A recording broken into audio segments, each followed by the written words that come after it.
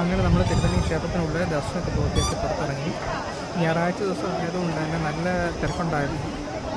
എന്നാലും തൊഴാൻ പറ്റി. അകത്ത് കുറച്ച് സമയം ഇരിക്കാനും പറ്റി, ഇരുന്ന് പ്രാർത്ഥിക്കാനും കഴിഞ്ഞു. ഈ ക്ഷേത്രം മുരുകനുമായിട്ട് ബന്ധപ്പെട്ട പ്രധാനപ്പെട്ട 6 പടയവീടുകൾ എന്ന് പറയുന്നതിൽ വരുന്നൊരു ക്ഷേത്രമാണ്. ഇത് ചെന്നൈയുടെ അല്ലെങ്കിൽ തമിഴ്നാടിൻ്റെ ഏറെക്കുറെ ബോർഡർ എന്ന് പറയാം ഈ സ്ഥലം. ഇതും പളനി പോലെ ഒരു കുന്നിൻ്റെ മുകളിലാണ് ഈ ക്ഷേത്രം. ഇവിടെ നമുക്ക് റോഡ് മാർഗവും ട്രെയിൻ മാർഗവും നമുക്ക് എത്തിപ്പെടാം. ഇവിടെ മുരുകനും വല്യമ്മയും ദേവേനയും അങ്ങനെ 3 പ്രതിഷ്ഠകളാണുള്ളത്. വളരെ മനോഹരമായ സ്ഥലമാണ്. ഒരു ഗ്രാമപ്രദേശമാണ്. ഇപ്പോൾ ഞായറാഴ്ച ദിവസത്തിൻ്റെതായ തിരക്കുണ്ട്. വിശേഷ ദിവസങ്ങളിലെല്ലാം നല്ല ഇതേ കാണുന്ന പോലെ തന്നെ തിരക്കാണ്. നമുക്ക് അകത്ത്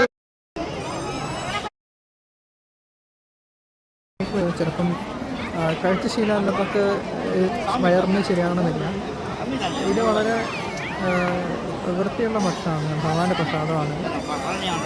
ഞാൻ പല ക്ഷേത്രങ്ങളിലും കഴിച്ചിട്ടുണ്ട്. ദിവസമാഴ്ച ഇതുവരെ അങ്ങനെ വയറിന് പ്രശ്നം ഉണ്ടായിട്ടില്ല. ക്വാണ്ടിറ്റി വളരെ കുറച്ച് കുറവായിരിക്കും. പക്ഷെ നമുക്ക് അത്യാവശ്യം വിശപ്പെടാനുള്ളതുണ്ടാകും. അപ്പം നമുക്ക് ഇങ്ങനെ ക്ഷേത്രം ചെയ്യുമ്പോൾ ഇങ്ങനെ പ്രസാദം കിട്ടുമ്പോൾ ഒരു വലിയ അഡ്വാൻറ്റേജ് എന്ന് വെച്ച് കഴിഞ്ഞാൽ നമ്മൾ അപ്പോഴത്തെ ഒരു അതികഠിനമായ വിശപ്പ്, ക്യൂവിൽ നിന്ന് നമ്മളാകെ ക്ഷീണിച്ചിട്ടുള്ള ആ വിശപ്പൊക്കെ നടന്നാലൊരു ആശ്വാസമാണ് ഈ ഭക്ഷണം.